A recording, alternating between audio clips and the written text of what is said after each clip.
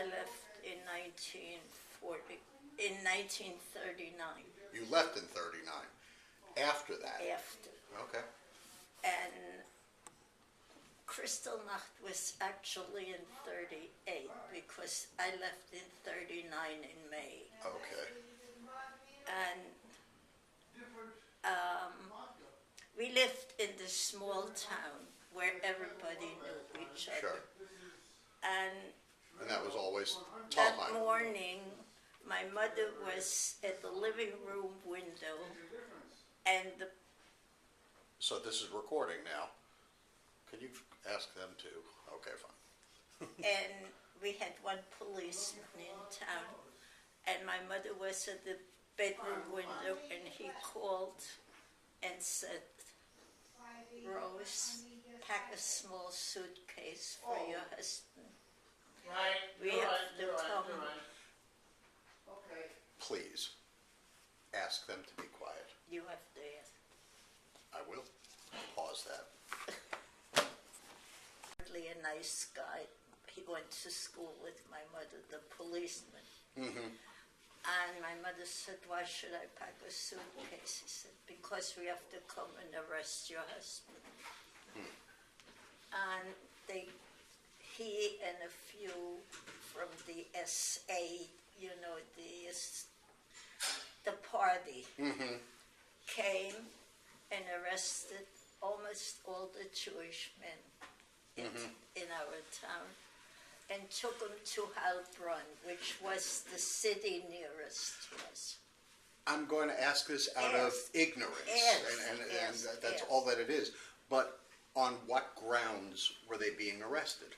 They were arrested because a Jewish man killed a German in Paris. Okay, so that therefore... was the reason that they arrested Jews all over the country, not just Bayeux. And nobody knew anything if they were going to send them to a concentration camp or what was going on. And But prior to this, was there already tension? Oh yes, oh yes. That started quite early because when I went to high school, I went by train every morning. And in Germany, they had a separate car for school children because people that went to work didn't want to be annoyed by the kids. And there were a few kids that got on. I was the only girl in the car. And they started that by the time I got off the train, I didn't know my name anymore. I mean, it started really much earlier, but not all over the town. Like people that knew my mother and father for years, they still wanted to do business with my father until he was not allowed to do business anymore. It wasn't good, but it wasn't that bad. And in our town, people that knew us were, most of them, still pretty nice to us. But it got very bad right after Kristallnacht for the simple reason that a lot of even the decent Germans were afraid. So they either had to go along? Some. Anyhow, my father was arrested. Your father's name was? Ludwig Levy. Ludwig Levy. And we had no idea what was going to happen to them. And they arrested, must have been about 25 or 30 men. And to this day, I don't know why, we did not know anything. We were scared to death. And it was just my mother and I. And about 7 o'clock, my father walked in the house, and he had no idea why they let him go, because they didn't let anybody else go. He was the only one that came home that day. Did he have any other type of status in the community that made him? He was just known as a very nice, decent human being. What was his business? My father we had a store in the house, but it was really not a store, more a storage for his merchandise. We didn't do much business in town. He called on a lot of vintners and farmers with materials for linens and bedding and down quilts and all that kind of stuff. And we had a very nice business that he built from scratch. But it sounds like he was let go that day just by pure luck. We don't know why he was let go. He didn't know why he would let go. He said he thought the others had left for home too. Yeah. We didn't find out until the next day that nobody came home but my father. And then there was a rumor going around on the radio and whatever that the people were so upset that they were going to do damage to the Jews. And my bedroom, we had a house, and we had a house attached to our house, and my father bought it. He didn't want to be a landlord. And I slept usually in the other house, which was, my parents had a living room, bedroom, another bedroom that my grandmother had when she lived with a kitchen, and then the other house started. My bedroom was there. How old were you at the time? 1939, I was 17. Okay. And I said to my mother, I'm not sleeping back there tonight. Can I sleep on the couch? And my mother said, sure, why not? And went to bed maybe about 10 o'clock. And our house it had inside, you walk up about 4 steps. And on top of the steps, we had a fixture that had a mirror and like an area to put umbrellas in. And about 12 o'clock at night, they were knocking at our door, banging. Open the door, you goddamn Jew, you know it. And my mother and father were in their bedroom, and this went on, and I went down and I opened the door, which they would have broken down anyhow. And as I opened the door, one of the guys, they all had masks, not masks, but their faces covered with scarves or whatever. And there were about 9 guys. And they shut that mirror and my mother and father thought they had shot me. And they opened the door and they started to beat up my father. And then they went into the kitchen and they took out every dish that was there and destroyed it.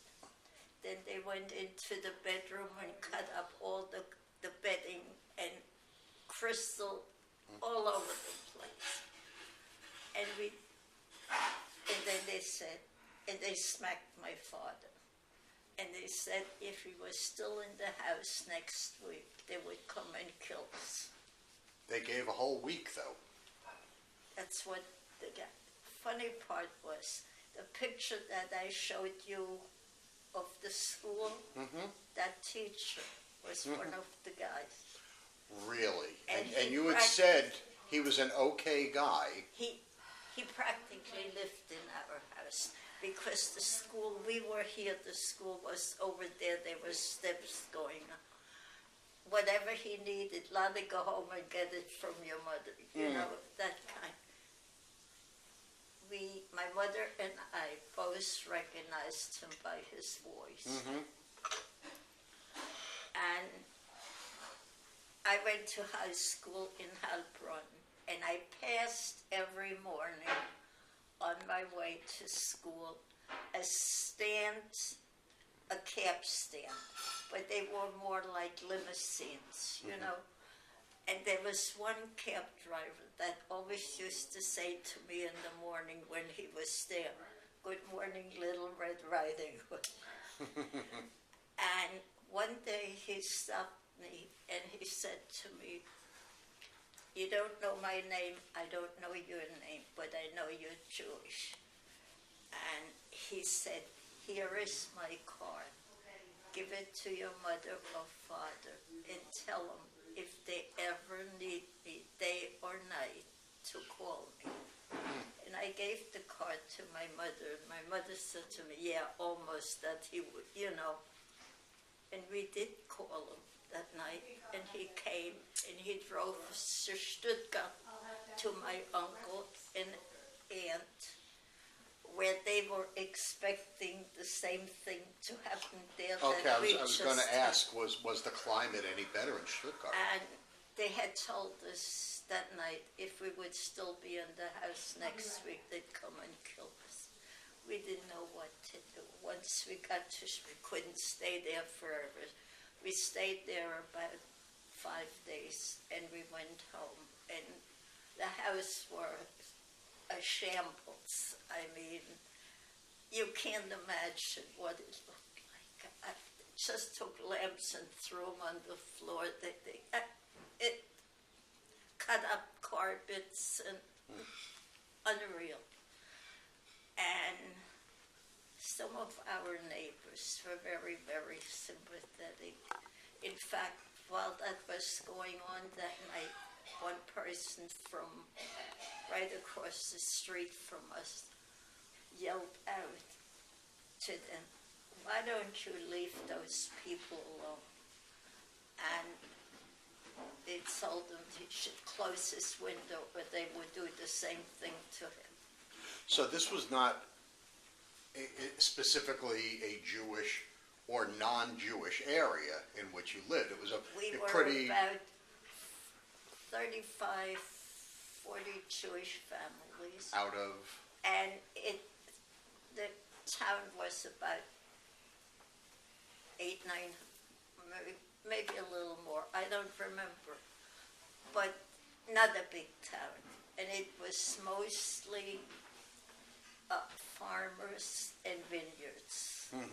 That it's a wine region. And a lot of people didn't look at you anymore if you were in the street, didn't talk to you, and others were very nice still. Well, you have said before, you have told us the story of how one day, and I guess you were younger at the time, of playing with your friends one day and the very next day. They didn't know you. Right. Yeah. That happened to quite a few. And we had a mayor in the town that was a big, big Nazi and used any opportunity to really make life pretty miserable.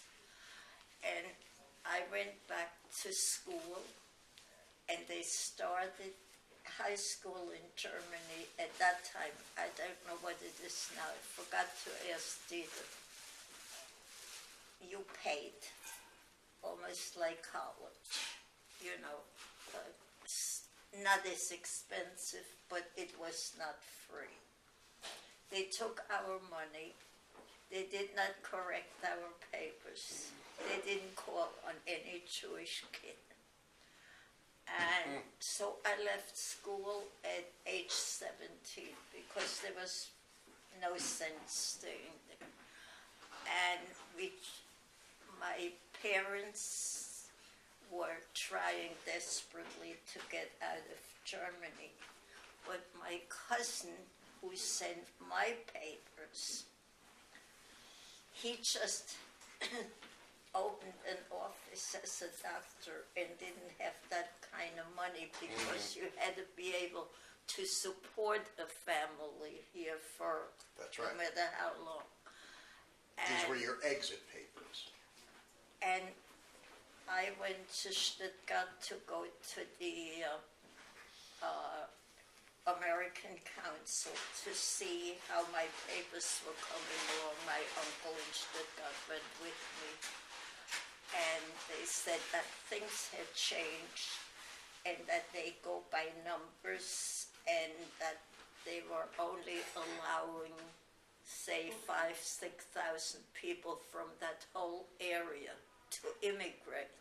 The Americans weren't so good either, believe me. And so The Americans were making it difficult? yes, Really? Wow. very difficult. In the council, some of these council people were as much Nazis almost as. So I said, then can I have a number? And they gave me a number. I said, can I have a number for my parents? They have to come. So my mother and father went 2 days later. My number was 5,000 something, theirs was 22,000, which meant that there would be a 3-4 years difference. And then first they decided I shouldn't go, I should stay with them. Then my mother and father decided it might be easier for them to get out, you know, if I was already in America. My cousin wrote that. And so I left in May of 1939. And each letter that I got from home was worse than the one before. That all kinds of things. With the exception, my mother kept writing. We had a next door neighbor that had a little grocery store. And the woman, it belonged to the husband's mother. And she got very ill, and the daughter-in-law was a lovely, lovely lady, and she ran the store. And my mother used to write, if it wasn't for Katie, that they would starve to death. And then the letters stopped, and my mother wrote in the last letter, somebody from her side of the family was deported about 2-3 months before. Deported to where? Poland. Poland. That's what they were told. They were going to resettle in Poland. And when the, how would you say, my mother wrote that she thinks they're going to have to visit Tante Frida, which, you know, you had to be very careful what you said in the letter because they checked that too many times. And then I didn't hear anything at all till 1942, I think. At that point, you were already settled here. I came here in 39. Right. And then I got notified later that my parents were sent to Riga and that both died. And immediately after the war was over, I got a letter from a man that used to be in public schools sitting directly in back of me. And obviously he was not a Nazi, he was in the army. he wrote to me, and he called me several times on the phone, and was very, very interested, Eric. And then we were invited to Germany. When is this? That was 60s. about 1980. 60s, 80s? 1984 or something. No, much later than that, Diane. By this same person, this Eric? No, Or... from the town, from the that's city. right. That's... Well, if we can just go back for a second, this Eric, how did he find you? I don't know. They knew where I was going, and Germany had records going back to the beginning of the world. And he called me quite a few times, and he said, did I want to come and visit? And I kept saying, no, I don't want to ever set foot in. And then my cousin Flora, who lived by then in Baltimore, she used to live in Brooklyn, and she said she was going to where she came from. And that was where my father was born, in that town. And when she came back, she said, Lotte, go. It's like, put sort of an end to it. Closure. Yeah. And they invited me, not Talheim, but Heilbronn, where I went to school. And we went, and they paid my fare. Sid had to pay for his fare. And the hotel, of course, whether there was one or two people in the hotel didn't make any difference. They paid all expenses. Wow. And we were treated like royalty. We were 87 people from all different parts of the world. There was a woman there with her grandmother from Israel. There was a woman there who had a sheep farm in Australia with her husband. I mean, it was United Nations. They did not know what to do for us in every respect that you can think of. And of course, nobody was a Nazi. It was... So was it as though that never happened? They did not talk about it at all. Now, Eric used to say to me, be very careful. This guy was a Nazi, a big shot, and this and that. And a few people. And then they took us on a cruise along the Rhine, the Neckar. And it was so strange, so many strange things.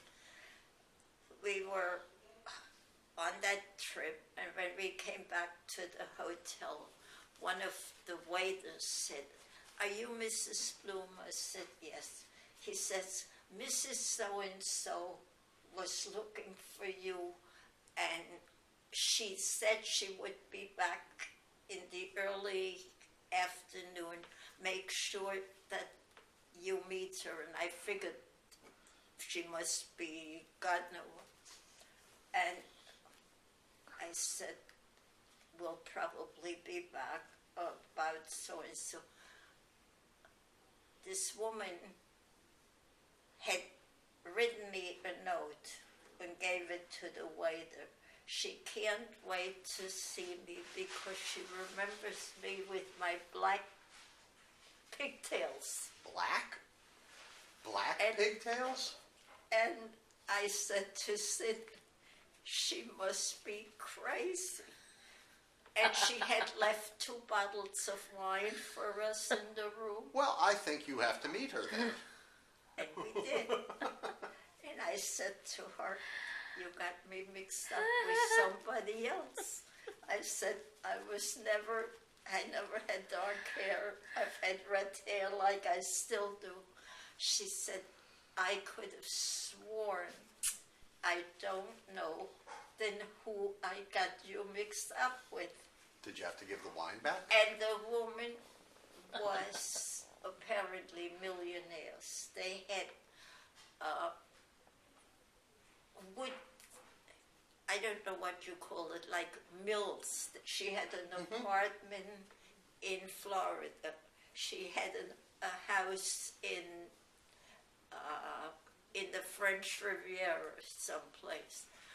I mean, I could tell from the beginning when the waiter said to us, oh, please, Mrs. So-and-so. And she could have sworn that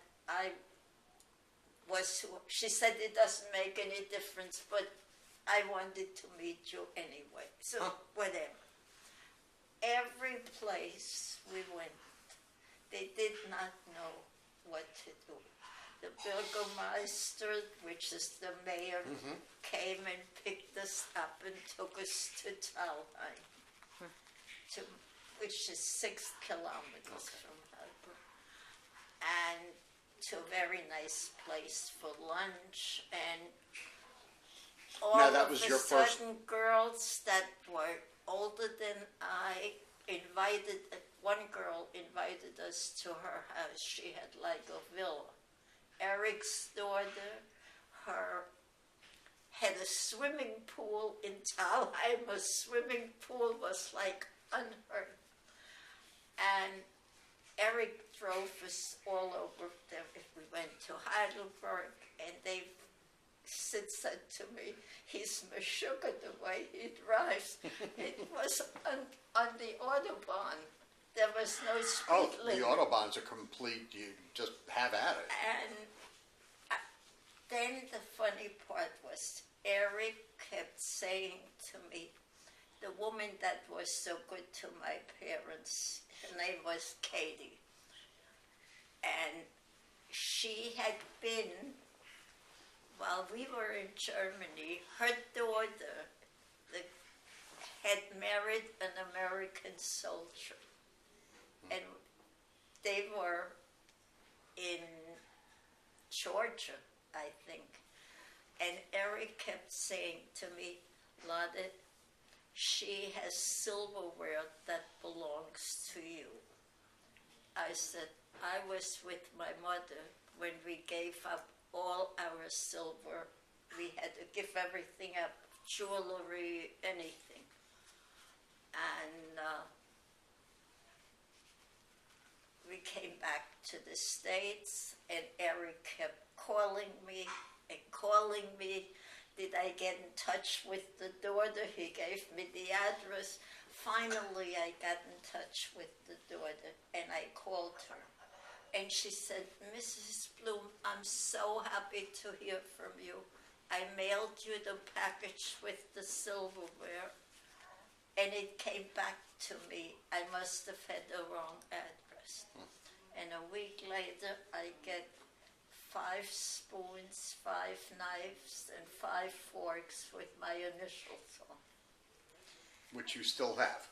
Which her grandmother had kept. And she said to me, my grandma said, you can look at it, but it belongs to Lotte, and she'll come and get it one day. And then Eric called again. He said, there's a man here. He's a retired high school teacher. And he is very interested in what went on after you left Germany and how most of the Jewish people were able to, find their way around. Would you talk to him? I said, yes, why not? And an hour later, Dieter called me. Dieter's last name? Gaa. G-A-A. He is of Scotch descent. And he was this high school teacher in the school that I went to. when I went, it was an all-girls school. When he worked there as a teacher, it was mixed. I mean, co-ed. And he said to me, "Can you help me with this?" I said, "I must tell you, my German isn't that good anymore." He said, "That's not a problem. I'm a retired English school teacher." And we kept corresponding back and forth. And one day he called me up and he said, "Would you mind if I come and visit?" I said, "No, I'd love it." And we went to the airport to pick him up, and the plane had come in early, and he was already in a motel in Sheepshead Bay. A motel in Sheepshead Bay. There are a few. Are there? Yeah. Huh. And he came every day that he was here, and he took notes of what I did, and this and that, and the next thing. And he knew a lot more about what happened to my parents. And he was here about 4 days. Paid for it himself, nobody could. He was just very, and then he had an article in the local paper about me and everything, and he sent me that. And then he decided to come for my birthday. He and his wife. That's where we met him. Yeah. At your 90th Very birthday. nice. Very. I'm still in contact with him.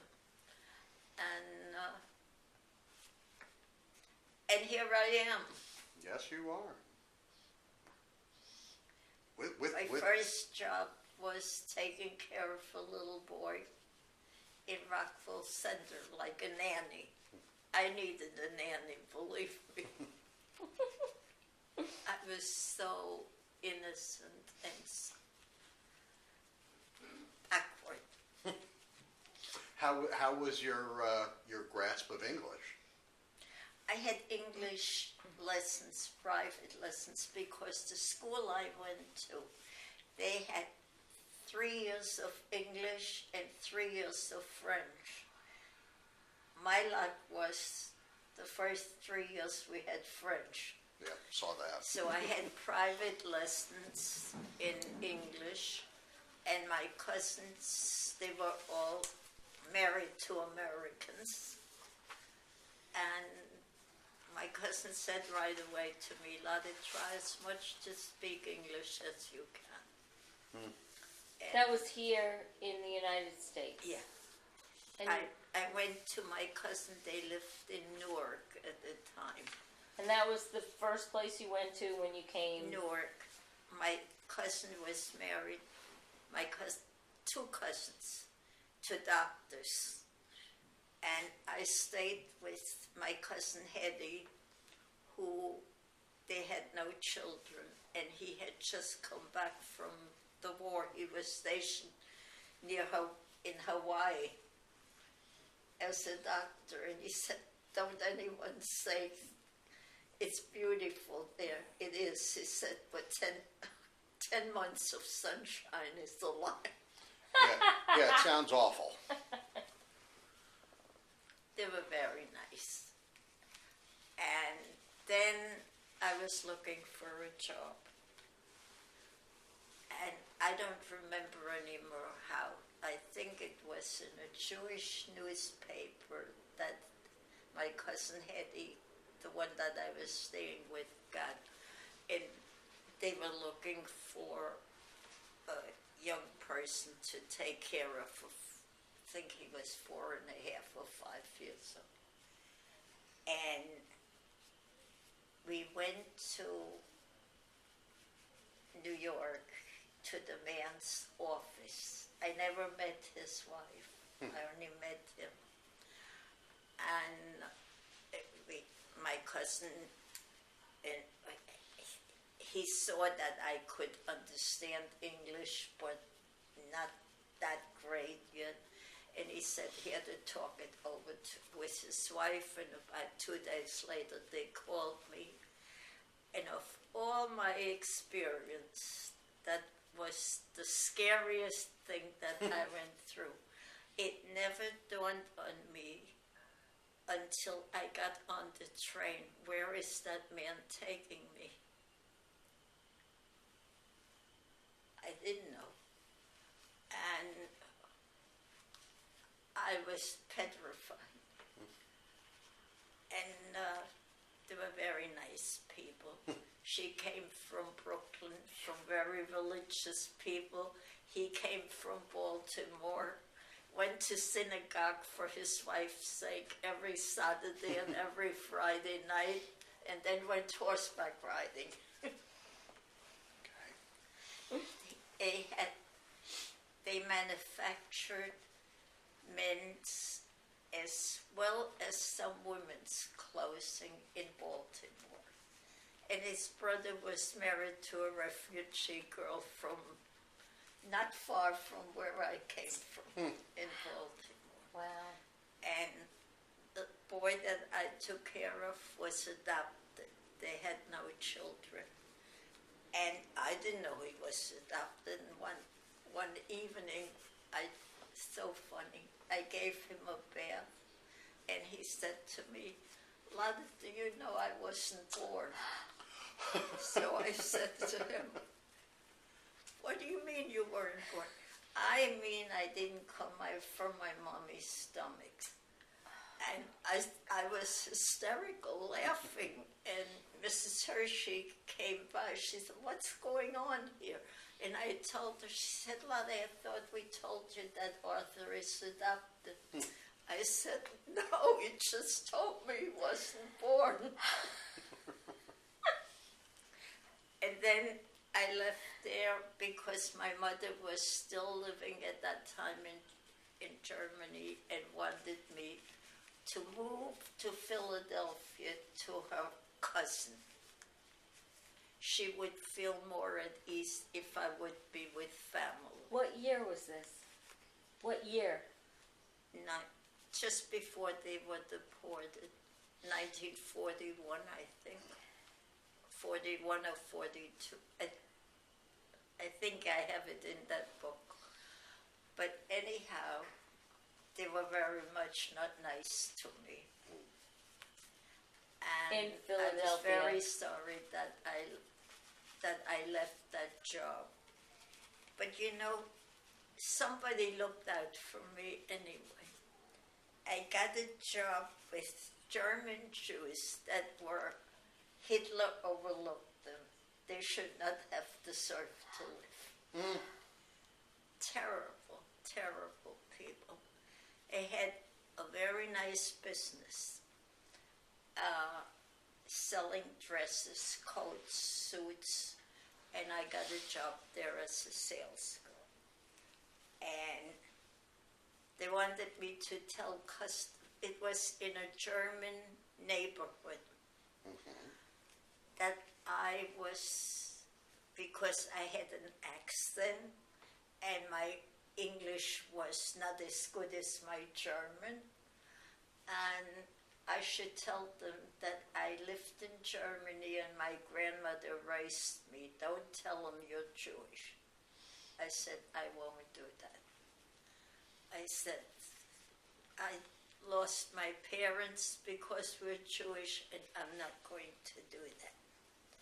And one day, must have been about August or so, a woman came in, a German Jewish woman with her daughter. And I think I sold her a dress and the daughter a dress. And she said to me, where do you come from? And I told her they came from a totally different part of Germany. Were you speaking in English or German? Both.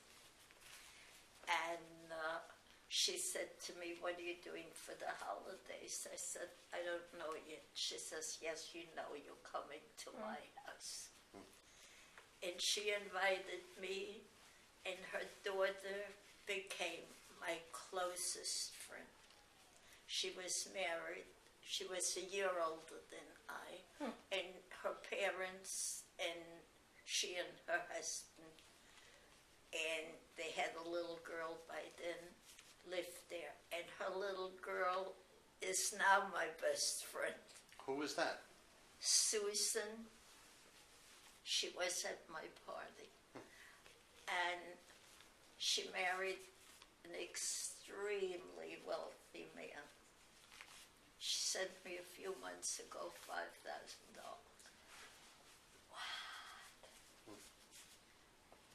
And anyhow, her mother, my friends, her name was Lotte too, died at age 42 of cancer. And her husband was not the nicest man. But he kept in touch with me, and Susan got in touch with me. They had three children. A boy, Susan the oldest, the boy, and a younger daughter. The younger daughter was about 10 or 11 years old when her mother died. And they were like family. And I sometimes wonder who was looking out for.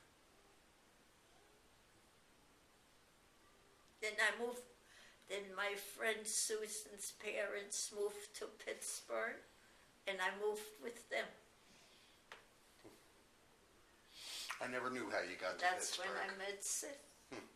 When was that? We got married, wait a minute, 1954. 54. That's my story. Well, that's part of it, that's for sure. It's a hell of a story. And Mike, it wasn't easy, believe me. no. And I am, your attention to detail, your recollection for these Those details. things you can't forget. No. You know, it was like a whole new life for me. Of course. And in a strange country. And really, my cousins were very nice. They lived in Jersey. I was in Long Island. And Elaine's parents lived in Washington Heights, and I used to see them. And her father, Elaine's grandparents, were living here in the United States, my father's brother. And they got out because Elaine's father, they lived directly on the French border. And they just moved to France and from there to America. And they were allowed at that time to take some of their money out with them, so they were pretty comfortable. That was lucky. I mean, but My But father it really- was part of 6 brothers that were in the army together, all 6 of them. this was World War World One. War I. And I gave Dieter the Iron Cross that my father had. Really? Yeah. Wow. I gave it to him, and he wrote it up in the German newspaper, and he sent me a copy of it. I don't know what it is. And I'm still here. Yeah, you are. You're here for a purpose. I mean, Mike, I want to tell you, you don't know how much you can take care of when you're forced to do it. it's true. When I came here, I came on the last trip that the American ship that I was on made to Germany. You remember the name of the ship? What ship was it? The Manhattan. Okay. Yeah. Some I irony was seasick from day one. I wouldn't go on a Can we get you on the Staten Island ferry now? That I can do. Okay, well, that's good. But, you know, you were put in circumstances and you had no choice but to rise to them and It was- overcome. I tell you, it was very, very difficult because if I look at the kids today, 16, 17 years old, I was like a 10-year-old. I knew nothing and lived such a sheltered life. I mean, you didn't go any place unless it was with your parents, and then it was. It was a different world, though. You were probably no different than any other 10-year-old girl in Talheim. I really was. I felt like the American girls that were 14, 15 years old were much older than I. In many, many, many ways. Right, the American girls. Yes. But girls your age from Talheim were probably very similar to you I'm sure. because you all had the same access Same to... background, more or less. Right, exactly. So it was just a completely different kind of an upbringing. Especially, we lived in this small town where everybody knew everybody else. Kind of like living here. It's more so. If my grandmother who lived with us, my mother's mother, or according to her, we lived with her. And she was, clean is not the word, crazy clean. Nobody could clean her room. Nobody could do anything for her. If she went down the steps, she dusted the banister going down. When she came up the steps, she dusted it going up. And it was, my mother didn't fit into our little town. She was, my grandmother became a widow quite young, and my mother went to work. She got a job as a typist and a stenographer, which was almost unheard of in these days. And she was a pretty bright lady. She should have pushed my father a little more to leave Germany. But unfortunately, his business was good to the last day. And we had people that you would not believe that lived on a farm, and my father didn't go there anymore, and they were a little backward about certain things. On a Sunday morning, a woman and her sister came on a motorcycle with a sidecar. Mom sent us, they were in the late 20s. Mr. Levy hasn't come to see us, and we still owe him some money. And my father said, I can't see you anymore. I'm not allowed to do business with you. And besides, I got a letter from your brother that if I still insist on visiting his mother, it wouldn't be a good idea for him. And my father helped that guy to open a business and never charged him a nickel. Took him 2 or 3 years to pay back. I mean, he was fortunate and misfortunate that his business was good until it couldn't be run anymore. And then it was too late. Was there any consideration? Obviously, your mother said, let's get out of here, but The mother was a wonderful lady, and you had to see. My father had had a heart attack. They came. They brought stuff from their farm that we couldn't even use half of it because they heard Mr. Levy was sick.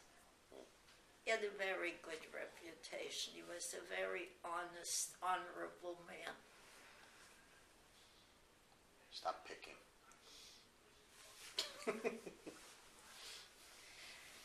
I gave you a headache. Not at all. You have 10 minutes.